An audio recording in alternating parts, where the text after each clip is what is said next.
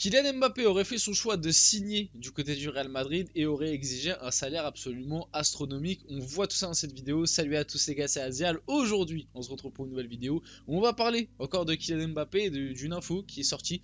Comme quoi, il aurait fait son choix. Encore hein, une énième info qui sort comme quoi, ça y est, la décision est prise. Il a fait son choix de signer du côté du Real Madrid avec un salaire conséquent. Apparemment, Kylian Mbappé exigerait un salaire quand même très conséquent. On va en reparler. Bien évidemment aussi dans cette vidéo, on va aborder un petit peu certaines actus autour du PSG, notamment Gabriel Moscardo. Et oui, il est enfin là, on le voit là sur la miniature, il a posé enfin avec le maillot et tout. Donc on va en parler. Parce que pendant un moment, enfin ça fait longtemps qu'il a annoncé du côté du PSG. Et pendant un moment, on ne savait pas si il allait vraiment signer dès maintenant, s'il allait signer cet été et tout. On a un peu plus d'infos et un peu plus de précision là-dessus. Bref, en tout cas, avant que la vidéo commence, n'hésitez pas à la liker, à commenter, à partager et à vous abonner. Ça fait toujours plaisir et ça aide énormément pour le développement de la chaîne. Et puis commençons par l'actu, le sujet principal encore une fois de cette vidéo. Kylian Mbappé a pris la décision de signer au Real Madrid, affirme Sport Bild, donc qui est quand même... Je le précise maintenant, sur l'actu autour de Kylian Mbappé, je préfère préciser les sources. Sport Bild, ça reste un truc quand même assez, on va dire, assez pas mal. Voilà, c'est pas français, mais c'est un truc pas mal. C'est un truc qui quand même est assez fiable par rapport à des moments, des infos qui sortent sur Mbappé, notamment la vidéo qu'on a fait hier sur la possible vente de Vinicius pour financer l'arrivée d'Mbappé, qui était une source un petit peu moins fiable. La Sportbill c'est déjà un peu plus fiable, c'est pas non plus le prime, mais c'est correct on va dire. Donc pour eux, ils l'affirment. Pour eux, c'est sûr, Mbappé a pris sa décision. Il signera au Real Madrid, mais le Français demanderait un salaire annuel de 70 millions. Et pour le moment, de ce que j'ai vu, de ce que j'ai compris, le Real Madrid serait prêt à en offrir 35. Donc seulement la moitié de ce que exigerait Kylian Mbappé. On en est bien loin. Honnêtement, si je dois développer un peu là-dessus, pour moi, comme je l'ai toujours dit, c'est compliqué à l'heure actuelle d'affirmer quelque chose sur ce dossier-là. Est-ce que Mbappé va vraiment signer du côté du Real Madrid? Ou en tout cas, en fait, de la façon dont je prends l'information qui est juste devant vous là, je la prends plus d'une façon comme quoi il aurait peut-être donné, on va dire, sa priorité au Real Madrid, mais quand même, on le voit juste après, Mbappé exige un salaire de 70 millions. Je suis pas sûr que le Real Madrid à l'heure actuelle réponde à ce salaire-là. Je suis pas sûr que 70 millions c'est un salaire que puisse donner le Real Madrid, que va donner le Real Madrid à Mbappé. Et peut-être que si jamais dans les négociations qui se font, on s'approche pas du montant exigé par Mbappé, peut-être qu'au final Mbappé va lâcher l'affaire avec le Real Madrid et se retrancher du côté du PSG. Je rappelle que du côté du PSG, 70 millions annuels c'est ce qui touche actuellement et que d'après certaines infos qui sont sortis, j'en avais d'ailleurs fait une vidéo, le PSG proposerait dans le nouveau contrat d'Mbappé pour une prolongation 100 millions annuels. Donc si le Real Madrid en propose 35 à côté, parce que pour l'instant c'est 35 millions, enfin j'ai pas le contrat d'Mbappé devant moi les gars, je peux pas vous dire exactement, mais c'est les infos qui sortent. Moi j'essaie juste de vous relayer les infos qui sortent, de vous partager ça et un petit peu d'en parler. Donc apparemment le Real pour l'instant aurait proposé 35 millions, Mbappé en demanderait 70, à l'heure actuelle au PSG il en touche 70 et le PSG pour le prolonger lui proposerait 100. Au bout d'un moment on le sait quand même que l'argent, on l'a vu en 2022, hein, c'est triste à dire, mais en 2022 il avait quand même la porte ouverte pour aller du côté du Real. Il a prolongé du côté du PSG. Je le dis, l'argent a fait, je suis supporter du PSG les gars, mais je le dis, l'argent a énormément compté je pense dans cette prolongation, mais pas que. Je pense quand même qu'aussi en arrière-plan, il avait un petit côté sportif qui a compté et aussi, faut pas se mentir, la pression populaire et la pression politique. Quand tu te fais appeler par le président, quand tu as, on va dire, le Qatar qui exige que tu restes, quand tu as tout le peuple parisien qui demande ta prolongation, limite la France entière, j'extrapole un peu, mais vous avez compris, limite la France entière qui veut que tu restes au PSG, la Ligue 1 et tout. Voilà, au bout d'un moment... T'as un salaire qui est 2 fois plus élevé, tout le monde t'aime là où t'es le projet principal du club où t'es. Je sais pas, au bout d'un moment aussi, il faut se mettre à sa place.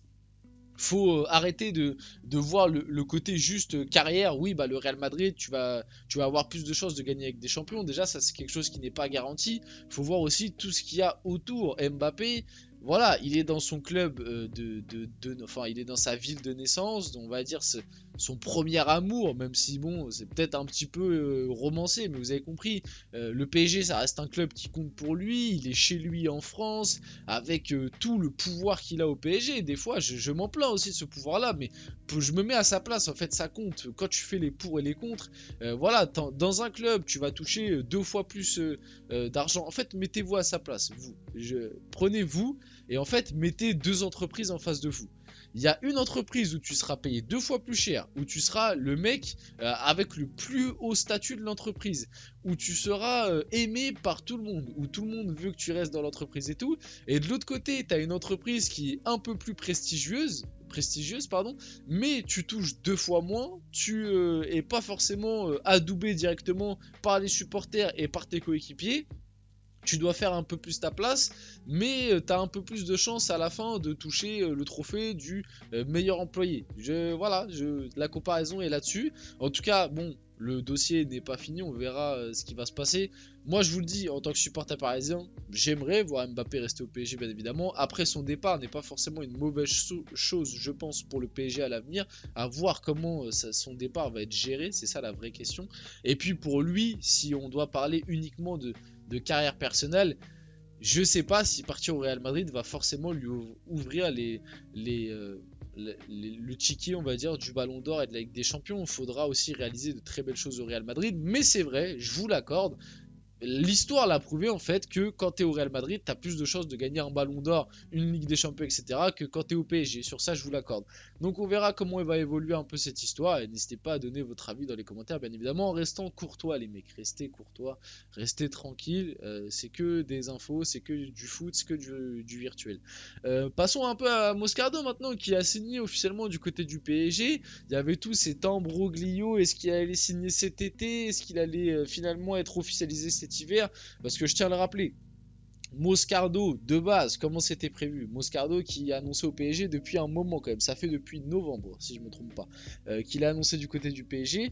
De base, il devait signer en même temps que Lucas Beraldo, qui lui est au PSG depuis le 1er janvier, du coup depuis l'ouverture du mercato. Au final, lui malheureusement, on lui a détecté une blessure qui a fait qu'il a dû se faire opérer, qu'il a été absent, qu'il va être absent pendant 3 mois, donc il y avait tout ce truc, est-ce que du côté du PSG, il y avait tout ce truc de est-ce qu'on officialise le transfert maintenant, mais ça sert un peu à rien parce que dans tous les cas il est blessé 3 mois, donc autant le laisser aux Corinthians et officialiser le transfert cet été et tout. Au final, ce qui s'est passé, c'est que le PSG a décidé d'officialiser le transfert dès maintenant. Donc le montant c'est 20 millions plus 2 millions de bonus et il va être prêté 6 mois aux Corinthians. Mais comme il est blessé 3 mois, en fait, voilà, il va quasiment pas jouer du côté des Corinthians, il va juste être en convalescence et rester au Brésil pour le moment. Et puis quand du coup il sera rétabli et arrivera le mercato estival, du coup il arrivera cet été au PSG pour démarrer une nouvelle saison et tout. En vrai, c'est pas plus mal, je pense. Je pense que c'est pas plus mal. Et on va dire que ça a été plutôt bien géré de la part du PSG là-dessus, même si il y a des choses à dire. Et malheureusement, bah voilà, tu signes 20 millions, un mec qui est blessé, et tu sais pas à quel niveau il va arriver cet été, mais en tout cas, il sera bien parisien. Pas de numéro 44 pour Gabriel Moscardo qui portera vraisemblablement le numéro 20 avec le PSG, parce que pareil, ça j'avais pas suivi les gars, j'ai appris ça aujourd'hui, vraiment. J'avais pas suivi qu'il y avait eu un petit comment dire, un petit imbroglio aussi là-dessus, comme quoi au début, parce que voilà, je vous montre la photo juste après, alors que Moscardo et ses proches s'étaient affichés avec le 44 qui appartenait à Hugo Ekitike, il semblerait finalement que le joueur ait récupéré le numéro 20, fin de la polémique, parce que oui, là on le voit à gauche, même si on voit pas le numéro sur la photo. En gros, Moscardo, avant l'officialisation du PSG, il avait posté une photo avec ses amis, comme quoi il avait signé du côté du PSG, du coup avec un maillot du PSG. Et ce maillot-là, en fait, il portait le numéro 44. Donc il y avait une petite polémique qui avait démarré, comme quoi bah, le numéro 44, il appartient à Ekitike. Donc c'est un petit peu un manque de respect de faire signer un nouveau joueur et lui donner le numéro d'un joueur qui est déjà là, en plus le pauvre Ekitike qui est au placard. Sauf qu'en fait, ce que les gens n'ont pas compris, C'est pourquoi sur le maillot là avant l'officialisation du PSG il avait le numéro 44. Bah, c'est tout simplement parce qu'en fait le numéro 44 était son numéro au Corinthians.